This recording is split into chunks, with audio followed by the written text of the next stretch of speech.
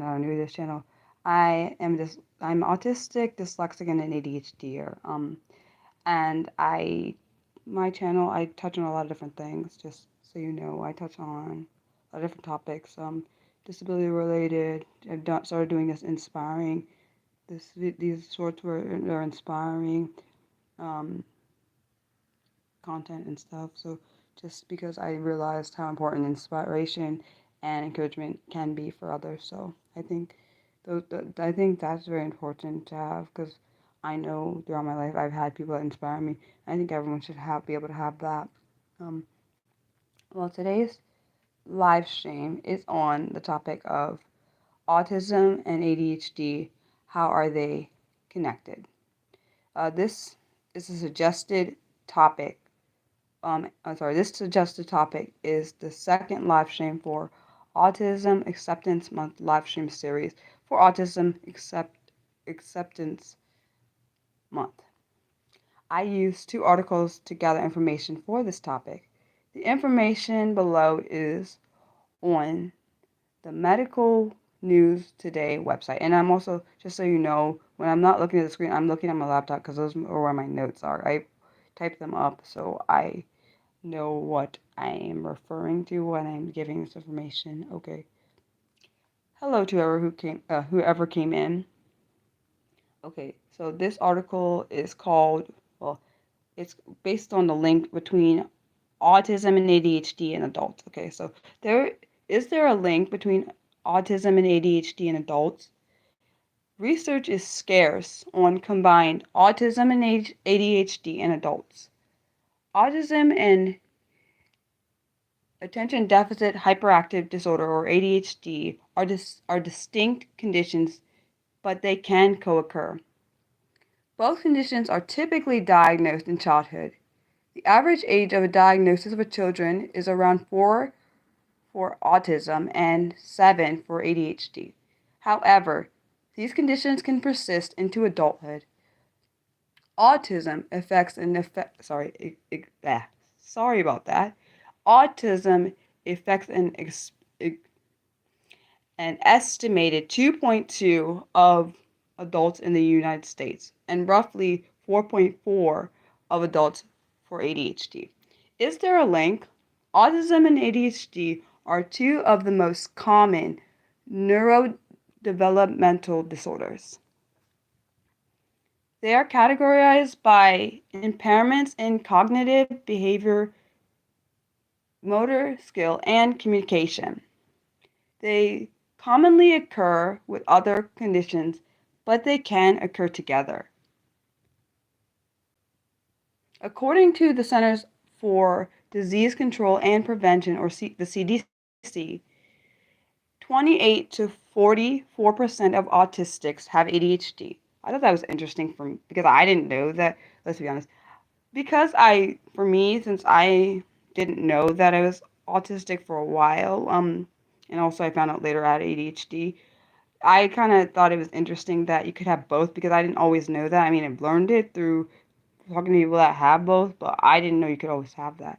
Back to the article. So it says, however, some literature suggests that this rate can be closer to 70%. For many autistics and ADHDers, their symptoms are lifelong. However, most research on the conditions is based almost exclusively on children, as this is the time where the symptoms first emerge. Overlapping symptoms. Autistics experience difficulties with social interaction, communication, and repetitive behavior, and ADHDers have challenges with attention, hyperactivity, and impulsivity.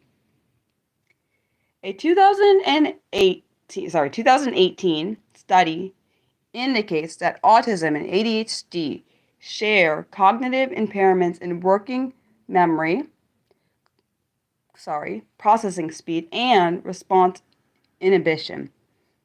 People with either condition may have symptoms such as difficulty making decisions, poor time management skills, inability to focus or pay attention, poor organization, trouble reading social cues, emotional outbursts, a constant need to move, a tendency to crowd people's personal space.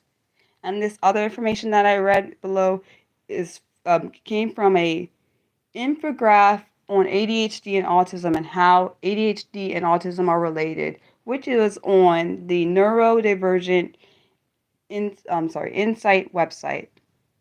So it says ADHD and autism co-occur in high rates within families and individuals. 22 to 83% of autistic children also meet criteria for ADHD. In 2013, a provider could not diagnose both conditions. Until it was actually I didn't know that before 2013 this you cannot have a co how do I say it? You could not have two diagnoses together. So you couldn't be autistic and ADHD, which doesn't make any sense because obviously people have both. But after that, like after 2013, you were able to be co-diagnosed. I don't understand why, but I guess maybe. Actually, I really don't understand. Um, but and then 30 to 65% of children with ADHD are have clinical significant autistic traits. I think that's interesting. I mean, I don't know. I just thought the stuff that I learned in this was interesting. There is an estimated 50 to 72% of overlap for genetic factors. And then the last statement is significant neurobiological overlap. I mean, did you find any of that interesting? Because I thought some of them, I kind of was shocked about some of the things that I learned. I knew that they overlap, but I don't think I realized how much they overlapped. Um, and that's the end of the notes that I had because I thought that if I put, I mean, I feel like that like was insanely intense because I didn't expect them to overlap like that. And for anyone that wants to speak, they can. And if not, I will just say what next week's topic is going to be on. Well, last week's topic was suggested, this week's topic was suggested, next week's topic was suggested, and the week after I picked the topic because I think it's important. I think that last one was important.